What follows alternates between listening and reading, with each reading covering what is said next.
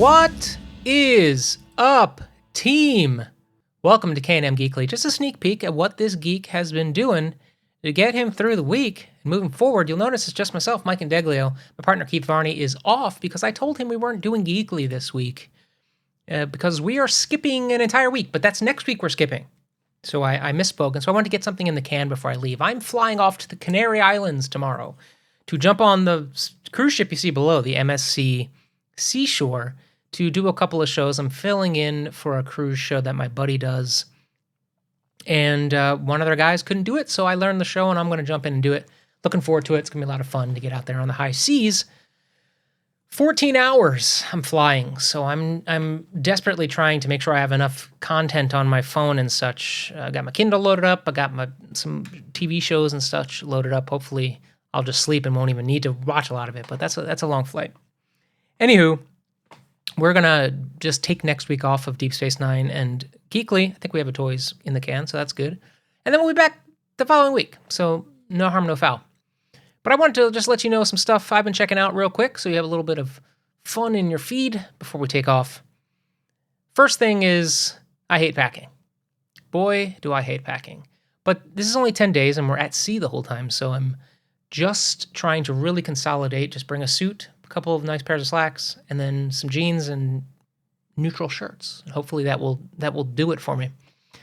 You know, last night I checked out a show that I thought I was going to hate and probably not talk about, but instead I actually kind of enjoyed it, and so I thought I would share it with you. It's called Get Gotti. It's a 3-part docuseries. They're just under an hour each episode. It's on Netflix. And, you know, I've been kind of up and down with the Netflix documentaries lately. Some have been really good, some not as much. This, let me tell you, the cast and crew and such. Let's see who directed this for you. If I could find that. Now we have the EP. We got Dimitris Duganis, Flynn Glenn, Sam Starbuck, Cassandra Hammer, and Cassandra Hammer Thornton. So what this avoids is the Netflix just reenactment and then close-ups of like some stock B-roll footage, regurgitation of a news story. This has kind of a feel and a vibe. It's very 80s and 90s, lawless time kind of.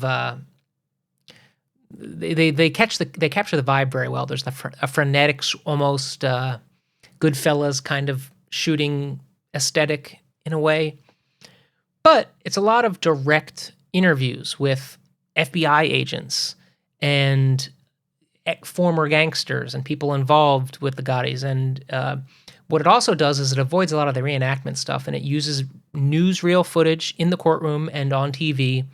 And because there was so many tapes made of like bugs inside of the various Gotti hangouts and places of business, there's a ton of it. And a lot of it was entered as evidence in the trials, plural.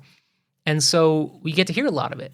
And I think they do a pretty good job of laying out the narrative, the rise and eventual fall of Gotti. And the point of view is mostly from that of the FBI, which I think is cool because we know a lot of the stuff. But what I like about a lot of these documentaries they've done, some of the documentaries they've done recently, the Branch Davidian one comes to mind, is that we got a lot of direct interviews and a lot of first-person accounts because of the bugged tapes and because of the news footage at the time. And so it lays out a really nice timeline and a very nice narrative. And it's not that big of a chew, right? You're talking 3 episodes, so just under 3 hours. And it's, I think, pretty well done, pretty entertaining. Maybe not my favorite documentary of the past, in recent memory, but I think it's just enough of a scintillating story. And, you know, for those of you, even if you have kind of cursory knowledge of Gotti, I wasn't as clear on the RICO case. And so this tells a lot about the failed cases and then the eventual RICO case. And it talks to a lot of the prosecutors and, as I mentioned, the FBI agents. So it's cool. A lot of the stakeouts and the way they got the bugs in is talked. It's not particularly in-depth, but I watched it all in one night and had a decent time with it. So if you even have a passing interest in sort of organized crime or the RICO cases are in the news right now with the Trump thing. this was an interesting watch. So it's maybe not a super high recommend, but definitely a recommend. The other thing for Spooky Series I wanted to kind of talk to you guys about is I started playing Alan Wake 2, which is a video game that is made by a developer called Remedy Entertainment, and the sort of brainchild of Sam Lake, who's one of the directors on the game, along with Kyle Rowling and Junis Temminen. And it's a sequel to 13 years ago. It was Alan Wake 1, which was an Xbox exclusive, and I really enjoyed that game. It was sort of a creepy adventure, but the storytelling that Remedy does is really sort of Twin Peaksy. And this game is a direct sequel, and the titular character, Alan Wake, has been trapped in this sort of purgatory / other dimension / hell called the Dark Place. And he's been there for 13 years, so it's an actual sequel. Time has passed in the time between. And this game is more of a survival horror game. But I'm not a big fan of survival horror, but I'm a big fan of Alan Wake. So I was like, I got to do it. I love good storytelling, right? This feels like an interactive novel in many ways. And I just turned combat down to easy because I don't want to deal with that stuff, right? The horror, like I don't have any bullets, blah, blah, blah. So I've been enjoying the game. I've played the first 3 hours. And it is definitely a horror game with a lot of Twin Peaks vibes and really bizarre, mind-bending, eerie storytelling that, whilst really kind of batshit, is still interesting and still fun. And you also play as a co-protagonist. Saga is a FBI agent, is her name, or Saga is her name. She's an FBI agent. And she is putting together a case about an occult murder group, right? And you do some, like, this game handles investigations really cool. You get case files, you put them on a board. You're doing a lot of detectiving in conjunction with being Alan Wake trying to work his way through this alternate dimension. And it's cool the way that the two universes overlap. This is a game I think Keith would really love.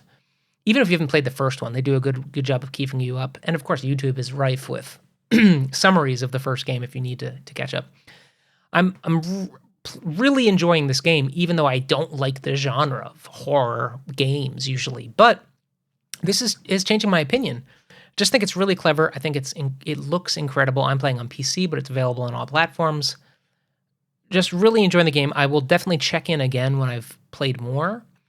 But first impressions are super strong with this, and it goes great with the spooky season, and I'm also reading a new Stephen King horror book, so just a lot of cool spooky vibes. So yeah, those are the things I wanted to talk about briefly to give you a little something. So Alan Wake 2, check it out if you're even remotely interested in video games, or watch a play along on YouTube if you're not into playing it yourself. I think it's worth it for the storytelling. And of course, get Gotti. So lastly, we'll do a little weekly rad. And I just want to shout out, we've talked about CEO Jen having to go on. We've talked about the show she's doing. But today's officially opening night for I Can Get It For You Wholesale, the musical, at Classic Stage in New York City. You can check it out on playbill.com or just Google it and get some insight on your Google machine. But tonight's their official night, so I want to wish a break a leg to the entire cast and crew. Congratulations. I hope it is a fun and solid run until December 17th.